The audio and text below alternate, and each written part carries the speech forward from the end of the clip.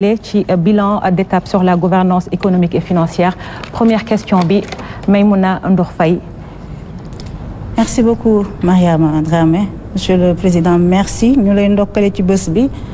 di ndokkale suñu force de l'ordre yi nga xam ne saa bu nekk dañuy ful suñu mbëggeel ak suñu yëg-yëg ci suñu réew. Monsieur le Président, def nga at ci boppu réew mi. Dama la bëgg a tegal une cartographie de la situation macro et de la situation micro. Un an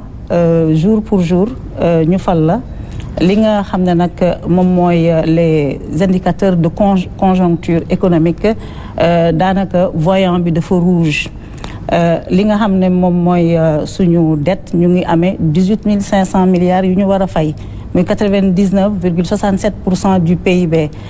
Déficit public bi toll ci 12,8% du PIB. Sénégal gannaaw ba ngeen fësale rapport Cour des comptes bi ñu déprécier suñu note souveraine ñu jóge B ba dem ci B+,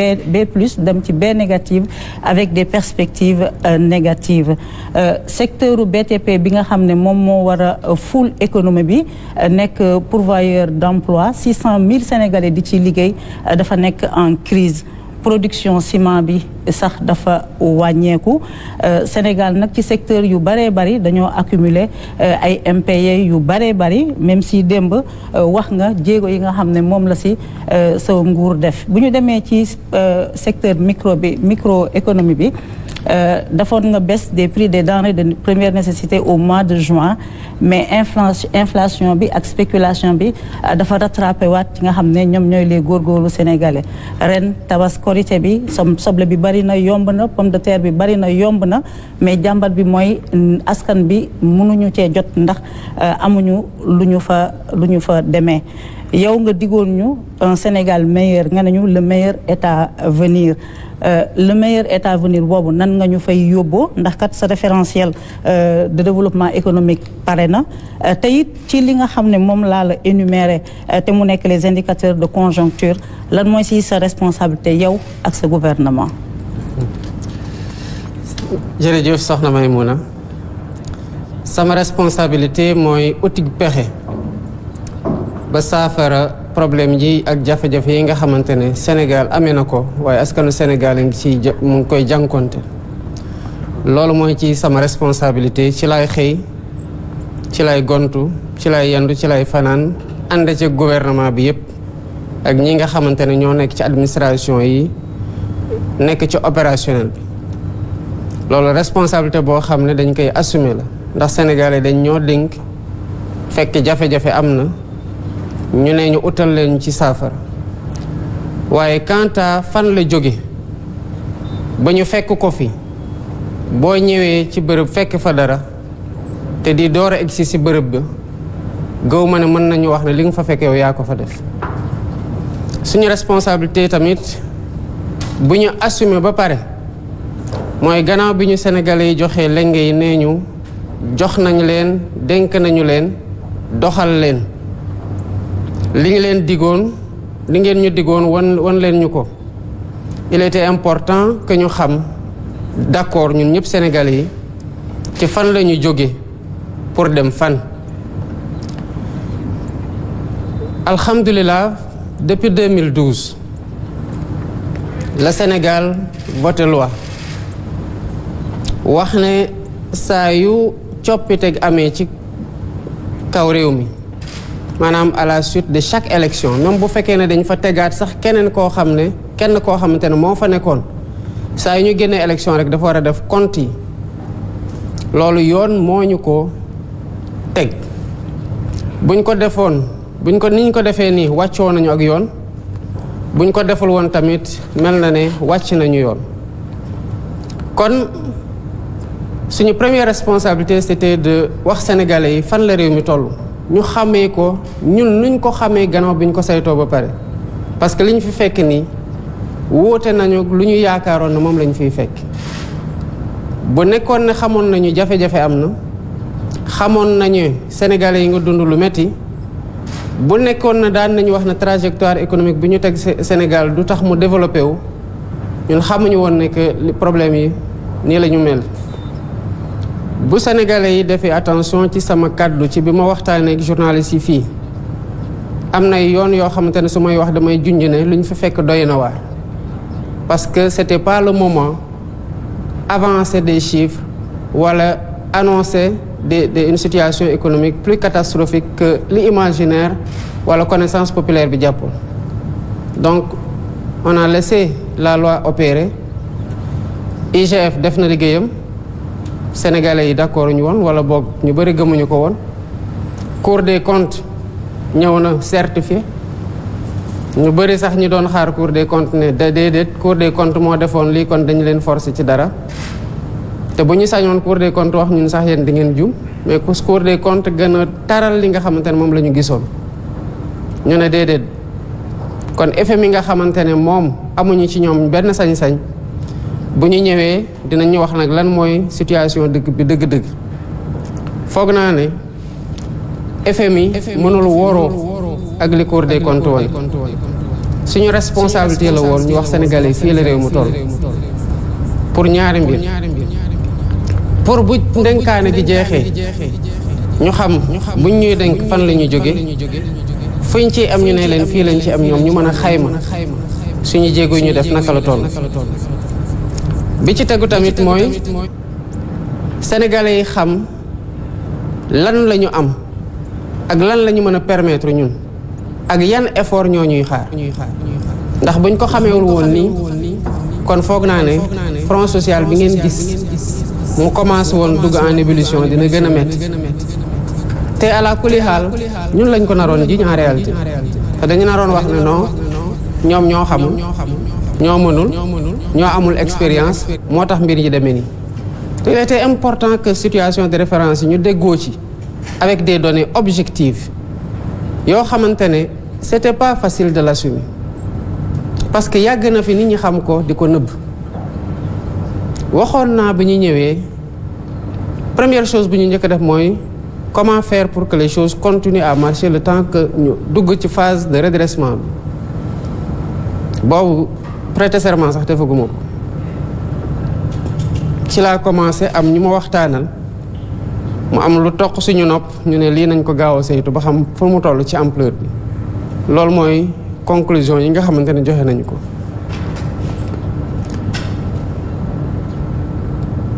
li gën a am solo mooy tey sénégalais yi bu doon jóg di nekk ci revendication tey war nga xam lan la réew mën ak lan la réew mën au moins sur ce plan là on va s'accorder. Maintenant ndox tuuru na bàq ci des bu ñu defee les premiers audits avec l'IGF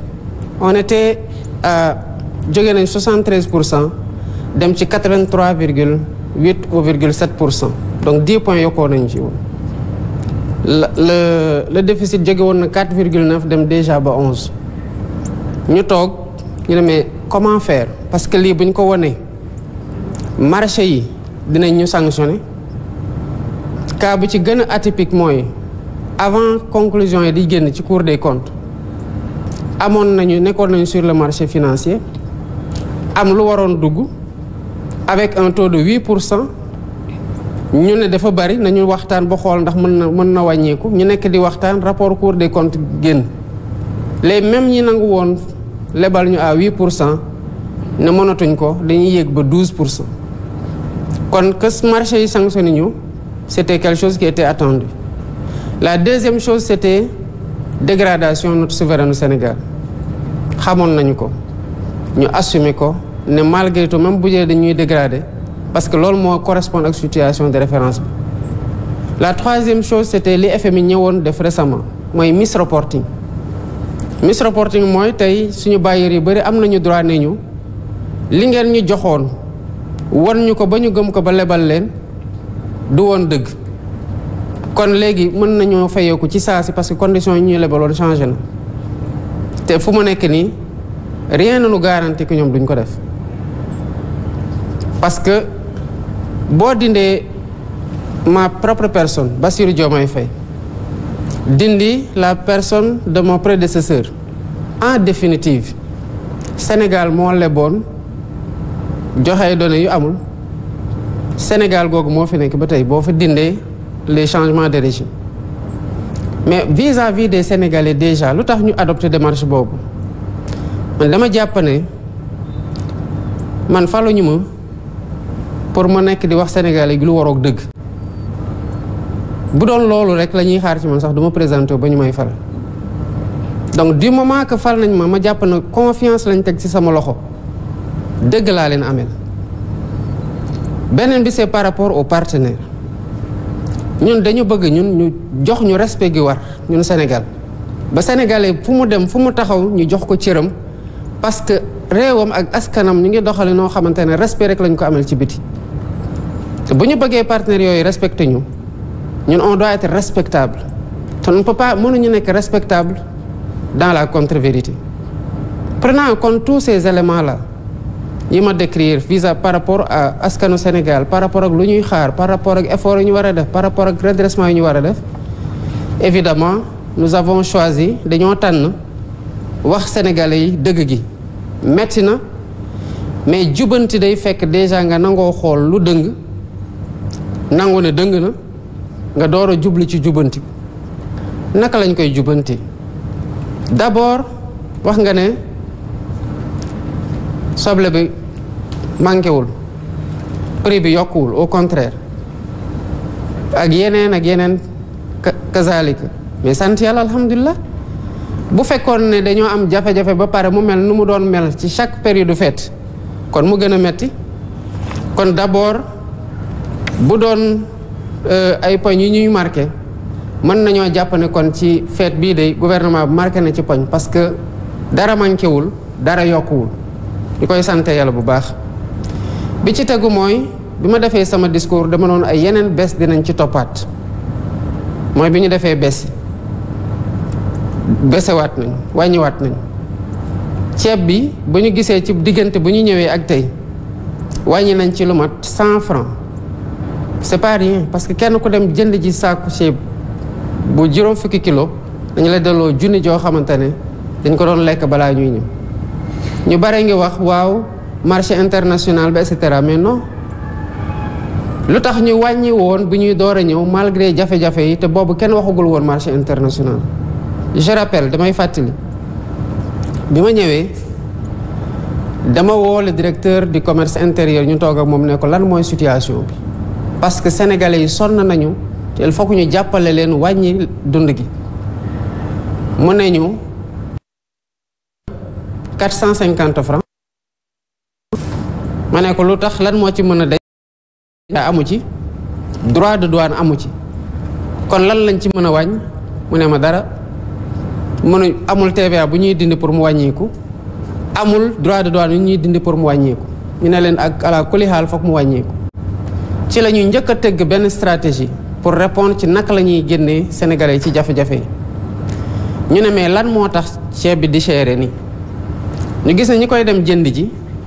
ñun amuñu benn maîtrise ci prix yi ñii ci coût transport bi ñu waxtaan ak opérateurs yépp ñi nga xamante ne dañuy importer ceeb ma ne ministre bi da ngay dem Inde yàgg say équipe ñu xool naka la ñu mën a wàññee frais de transport yi tax prix bi ñu koy livrer ci prix boo xamante ne port kiy jaayaat mënul bañ a jaay prix bi nga xamante ne moom lañ fi fekk buñ ko defee d'abord il y avait 500 000 tonnes de riz yoo xamante ne mënuñu ko woon jël bi may door a egsi ma laaj ci lan moo tax jëluñu ko ñu may wax ay non problème mu transport waa Inde dañ ñoo wax lii waa Inde dañ ñoo wax la lii loolu moo taxoon ñu dem ba Inde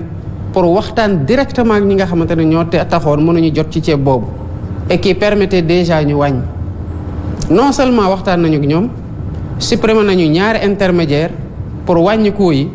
mais amaatoon nañu un quota double jóge nañu 500 000 am un quota 2 millions bi ñu xamee ne wàññi nañu coût yi moo taxoon ñu xam ne ala kulli xaal bu ceeb bi nga xamante ne moom la ñu waxtaane woon desee kese ci marché bi wàññi dina gën a yomb moo taxoon décembre lañ naroon annoncé wàññi ma demande ministre bi est-ce que on est sûr que sur le marché aujourd'hui ceeb bi ñu waxtaane woon jënd ko à plus bas prix que ceeb bi ñu fi fekk moo des kese ci biir marché bi mu ne ma waaw te ci perspective yi ñu am sax mën na am ñu mën a yokkaat quota yi waaye mën na am mu am ay embellie sur marché international ma ne kon nañu xaar ba mu wóor ñu ne que am nañu maîtrise ci loolu moo waral bés bii ngeen gis nii te stratégie yooyu nag moom la ñuy nekk di dérouler ci yeneen secteurs yëpp d'activité yi wax nga kaw BTP bi oui BTP bi am na problème comme ni yeneen secteurs yi amee problème parce que Sénégal ci boppam moo am problème ci contexte bi dette intérieure bi tey nu mu toll bëri na secteur boo jël bu fekkoon ne fekk nañu koom gi taxoon ñu mën a éponger toute la dette extérieure kon relance économique am injection am na financièrement mais lu ñuy injecté en fait banques yi dañ koy aspirer parce que seen endettement secteur privé bi moo bari. Qu'est-ce qu'il nous faut faire aujourd'hui waxtaanaat ak ñooñu nga xamante ne ay différents secteurs lañu uti pexe dinaa ci ñëwaat léegi ci liy tax xaalis amaat ci biir réew mi mais en attendant par rapport ak li nga xamante ne moo fi disponible def nañ ay injection yoo xamante ne xeebuñu ko parce que bu ñu ñëwee d'abord ci secteur agriculture opérateurs yi mais dañu fekk ñu amee leen bor 2020 2021 2022 ba 2023 ñu fay lépp fekkoon nañu engrais cher ñu wàññi ko de 22% ba pare double quantité yi kon boo xoolee ci différents secteurs yi des efforts ont été faits nii ñuy wax ak yéen nii campagne 2024 bii rek lu ñu dese amee la ñu kenn bor lu dul 3 milliards yoo xam ne moom la ñu war a fay te du yàgg kon ci secteur opérateur yi lay wax ci yeneen secteur comme BTP bi def nañu effort c'est insuffisant certainement parce que li ñu amal BTP bi dafa bari balaa ñuy mën a répondre maintenant à tout ça une relance de l'activité efficace il faut que ñu xool comment dégager des couloirs budgétaires parce que bu ñu ko deful lu ñu mën di dajale ci impôt sur le plan intérieur ci lañ te fii la ñuy gën a yaakaar aujourd'hui parce que le marché international est dur d'accès pour ñun au regard de la notation de la situation budgétaire du Sénégal lu ñu dajale boo moytul intérêt de la service de la dette moo koy aspirer parce qu'il est énorme wax nga ko 18 500 milliards en réalité ëpp na ko te service de la dette yi surtout dafa ne ko loo xam ne dañ ko différé woon pour mu génn ci mandat précédent bi tombé suñu mandat moo tax bi ñu ñëwee xool lañ xam ne ça c'est pas soutenable il nous faut maintenant entre autres stratégies ci loolu la ministère de l'économie et des finances ak ministère de l'économie du plan et de la coopération ak naataangoom ministère des finances ministre des finances et du budget di liggéey ci lu ñuy wax service actif gestion active de la dette gestion active de la dette moo ñu mën a permettre ñu reporter ay échéances pour bu ñu defee mobilisation de recettes à l'intérieur ñu mën a répondre aux besoins d'investissement et à l'épongement de la dette qui permettra de relancer l'activité alhamdulillah rabbil alamin le sérieux des autorités est bien apprécié des partenaires et on a des offres yoo xamante ne ñu ngi ñëw mais ñu ngi koy étudier aussi pour ne pas commettre les mêmes erreurs que nos prédécesseurs yoo xamante ne urgence su politicienne wala urgence pression sociale c'est vrai que mu ngi fi mooy tax ñu def choix yoo xamante ne c'est pas des choix économiques lucides on ne peut même pas se le permettre moo tax orthodoxie budgétaire mënatuñ ko fooy fa mu toll nii maintenant mécanisme yëpp yi nga xamoon ne moo sauté ba li xew-xew ñu ngi koy restaurer mais mieux ñu ngi fexe ba